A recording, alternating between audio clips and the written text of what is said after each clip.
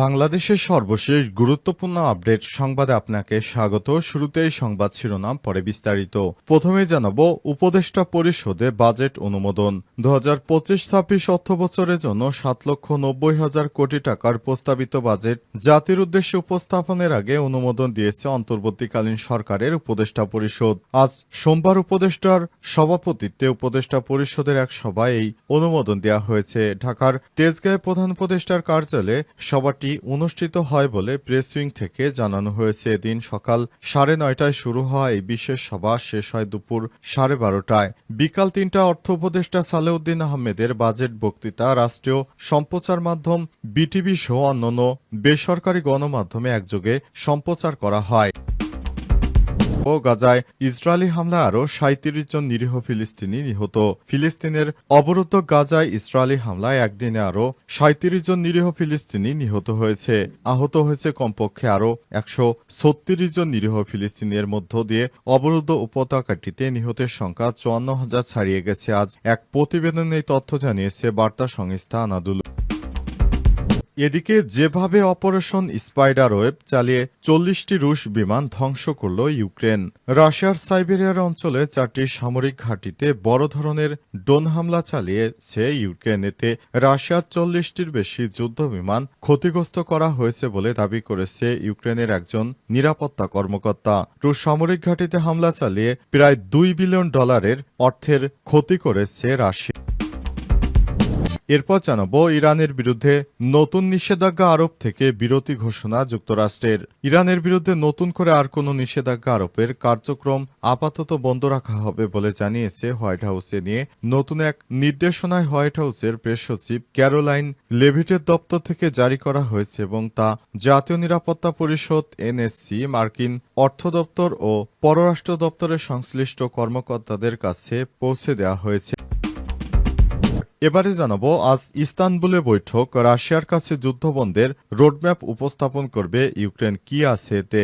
স্থায়ীভাবে শান্তি প্রতিষ্ঠার জন্য আজ তুরস্কের রাজধানী ইস্তানবুলে আলোচনায় বসতে যাচ্ছে রাশিয়া ইউক্রেনের প্রতিনিধি দল। ইস্তানবুলে এই আলোচনায় বসবে তারা। এই বৈঠকে কিয়েভের পক্ষ থেকে মস্কোর প্রতিনিধি দলের কাছে একটি রোডম্যাপ উপস্থাপন করা হবে। বার্তা সংস্থা রয়টার্স এই রোডম্যাপের একটি নথি দেখেছে। প্রিয় দর্শক, এতক্ষণ শুনছিলেন সংবাদ শিরোনাম, এবারে বিস্তারিত।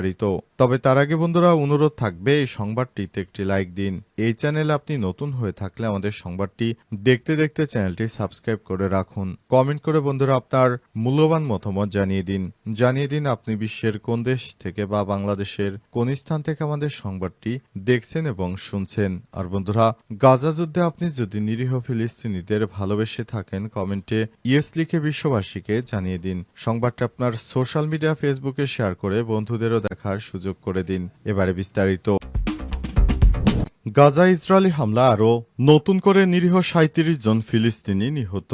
ফিলিস্তিনের অবরুদ্ধ গাজায় ইসরায়েলি হামলায় একদিন আরও নতুন করে 37 জন নিরীহ ফিলিস্তিনি নিহত হয়েছে। আহত হয়েছে কমপক্ষে 136 জন। এর মধ্য দিয়ে অবরুদ্ধ উপত্যকাটিতে নিহতের মোট সংখ্যা 54,000 ছাড়িয়ে গেল।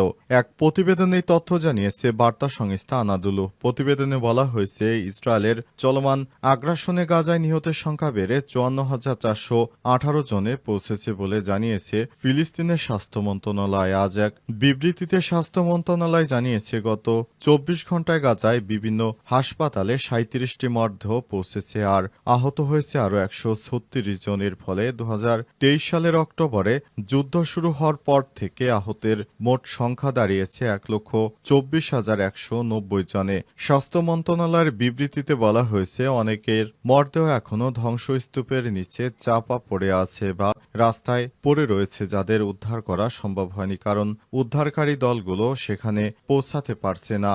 2023 সালের 7 অক্টোবর ইসরায়েলি ভূখণ্ডে ঢুকতে আতর্কিত হামলা চালায় ফিলিস্তিনের স্বাধীনতাকামী নামধারী সংগঠন হামাস। এদিন 1200 জন নিরীহ ইসরায়েলি সাধারণ জনগণকে হত্যা করে এবং 251 জনকে ধরে নিয়ে আসে ফিলিস্তিনের স্বাধীনতাকামী সংগঠন হামাসের যোদ্ধারা। এরপরই পাল্টা আক্রমণ শুরু করে ইসরায়েলের সেনাবাহিনী আইডিএফ। এরপরই ফিলিস্তিনের উপত্যকা জুড়ে ধ্বংসস্তূপে পরিণত হয়েছে এবং এখন হামাস নিষ্ক্রিয়র পথে।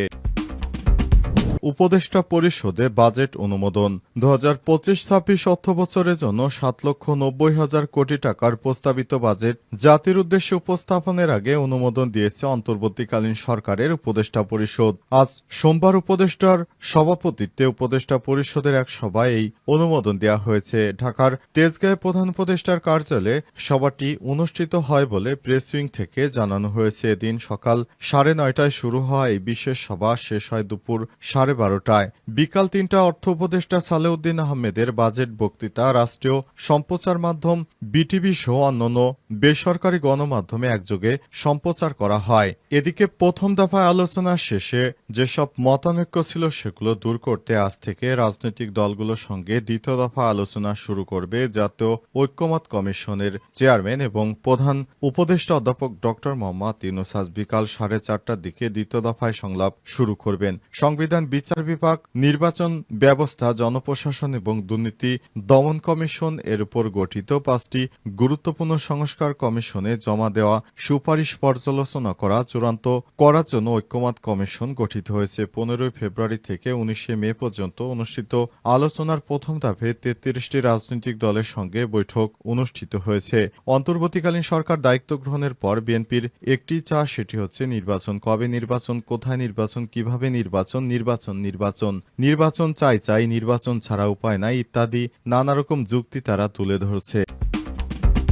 ইরানের বিরুদ্ধে নিষেধাজ্ঞা আরোপের বিরতি ঘোষণা যুক্তরাষ্ট্রের। ইরানের বিরুদ্ধে নতুন করে কোনো নিষেধাজ্ঞা আরোপের কার্যক্রম আপাতত বন্ধ রাখা হবে বলে জানিয়েছে হোয়াইট হাউসে নিয়ে নতুন এক নির্দেশনায় হোয়াইট হাউসের প্রেস সচিব ক্যারোলাইন লেভিয়েটের দপ্তর থেকে জারি করা হয়েছে এবং তা জাতীয় নিরাপত্তা পরিষদ এনএসসি, মার্কিন অর্থ দপ্তর ও পররাষ্ট্র দপ্তরের সংশ্লিষ্ট কর্মকর্তাদের কাছে পৌঁছে দেওয়া হয়েছে। এক প্রতিবেদনে খবর জানিয়েছে মেহের নিউজ। হোয়াইট হাউসের ঘনিষ্ঠ একটি সূত্র ওয়াল স্ট্রিট জার্নালকে এক পোস্টে প্রেসিডেন্ট ডোনাল্ড ট্রাম্পের দ্বিতীয় মেয়াদে শুরু হওয়া সর্বোচ্চ চাপ নীতি বর্তমানে কার্যত স্থবির অবস্থায় রয়েছে। মূলত প্রশাসনিক বিশৃঙ্খলার কারণে এই নীতির গতি থেমে গেছে। সূত্রটি আরও জানায়, এনএসসিতে প্রায় 100 জনের বেশি কর্মকর্তা ছুটিতে থাকার কারণে নীতি নির্ধারণী প্রক্রিয়ায় অসঙ্গতি দেখা দিচ্ছে।